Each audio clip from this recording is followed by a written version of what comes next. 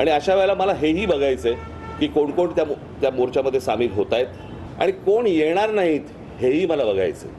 हिंदी सक्तीविरोधात मोर्चा काढणार असल्याची मोठी घोषणा करत मनसे अध्यक्ष राज ठाकरे यांनी काल पत्रकार परिषद घेतली.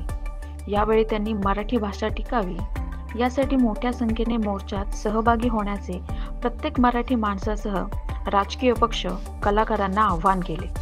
कोणताही झेंडा नसेल, मराठी हा अजेंडा असेल. या अजेंड्यासाठी मराठी माणसांनी सहभागी व्हावं, सरकारला दाखवावं कोण येणार नाही हेही मला पाहायचंय, असं वक्तव्य राज ठाकरेंनी करत एल्गार पुकारला होता. या संदर्भात बोलताना गुणरत्न सदावर्ते यांनी राज ठाकरेंवर हल्लाबोल केला. कालच्या पत्रकार परिषदेत राज ठाकरेंची मुजोरी पाहायला मिळाली.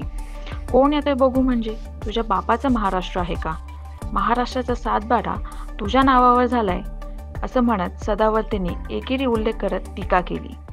तुम्ही राज ठाकरेची काल पत्रकार परिषद पाहिली, किती मुजोरी आहे, कोण येतंय ते बघून घेऊ म्हणण्यासाठी आता परत आमच्या गावंडाळ मराठी आणि त्यातले त्यात गुराख्यांच्या भाषेमध्ये तुझ्या का बापाच्या घरचा महाराष्ट्र आहे का तू बघून घ्यायला, की काय तुझ्या नावचा सातबारा झालाय माणसांचा?